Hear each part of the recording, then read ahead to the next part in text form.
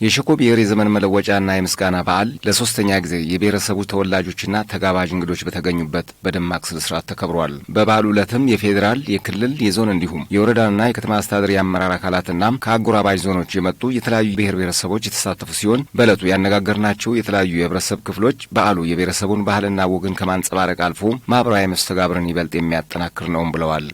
ከማጃንግ ብሔረሰብ ነው የመጣሁት። ወክዬ የመጣሁኝ ይህ በዓል ለበርካታ ብሔረሰብ ለግጭት አፈታት፣ ለአንድነት፣ ለፍቅር በጣም የምናደንቅ በዓል ስለሆነ ይህ በዓል ከዚህ ዛሬ 3ኛ ዓመት በሸኮ ወረዳ የከበረ ይገኛል።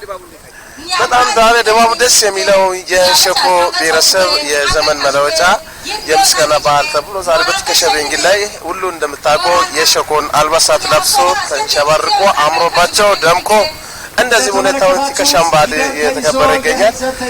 በጣም ደስ ብሎኛል። ለየት ያለ ስሜት ነው የተሰማኛል። አሁን እኔ ይህን የትከሻ ቤንጊን በዓል ስመለከት ከመጀመሪያ ጀምረን ሳየው እውነት የወንድማማችነት አብሮነትና እህታማችነትን አንድነትን የሚያጠናክር ሰላም ብልጽግናን የሚያጠናክር ትልቅ በዓል ነው። አስተያየት ሰጪዎቹ አክሎም በዓሉ ዘንድሮ በድምቀት መከበሩ እንዳስደሰታቸው በመግለጽ ለትውልድ ከማስተላለፍ አንጻር ባለድርሻ አካላትና የብሔሩ ተወላጆች አስተዋጽኦ ሊኖራቸው እንደሚገባም አንስተዋል። የዘንድሮ ትከሻ ቤንጊ በዓል ከወትሮ ለየት የሚያደርገው ያው ለሶስተኛ ዙር እየተከበረ ነው ያለው።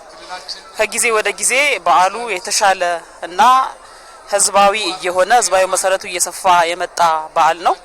ይሄም በህዝቦች መካከል በብሔረሰቦች መካከል አጠቃላይ እርስ በርስ የመተሳሰብ የመከባበር ባህልን የሚያሳድግ መልካም እሴትን የሚያጎለብት እና በተለይ ለወጣቱ ትውልድ ጥሩ የመከባበር የመቻቻል እሴትን የሚያስተምር በዓል እንደሆነ ይሰማኛል። አሁን ለዚህ በዓሉ የብዙዎቹ አንድነት ብሔር ብሔረሰቦች በዚሁ ላይ ብዙ ብሔር ብሔረሰብ አለ አንድነታቸው የሚገልጹበት ፍቅርን የሚገልጹበት። ስለዚህ በዚሁ አይነቱ ሲሆን ለወደፊቱ ይህ ብሔር ብሔረሰብ ጥሩ ተስፋ እንዳላቸውና በዚሁ አንድነት እንደሚቀጥሉ ለበርካታ ትውልድም እየተሸጋገረ ባህል እንዲሆንልን በጣም ነው የምንመኘው።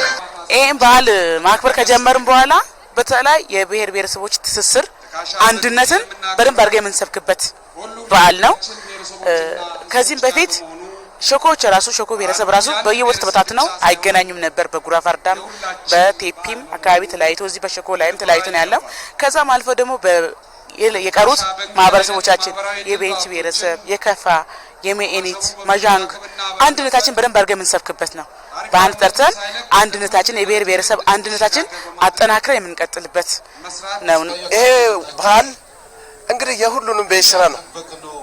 ሁላችንም ጠብቀን አባቶቻችን ጠብቆን ዛሬ ለዚህ ለወጣቶች ለኛ ከሰጡን ወጣቶች ደግሞ የሚመለከቱ ሁሉ ወጣት ይህ ባህል እንዳይጠፋ ከዚህ በላይ ከዚህ በልጦ ደምቆ የተከበረ ቀጣይ ለትውልድ ለመስጠት የሁሉም ድርሻችን ነው። የትከሻ ቤንጊ የሸኮ ብሔር የዘመን መለወጫና የምስጋና በዓል በተለያዩ ስጦታዎችና የብሔር ብሔረሰቦች ጭፈራ በመታጀብ በሸኮ ወረዳ በድምቀት ተከብሯል።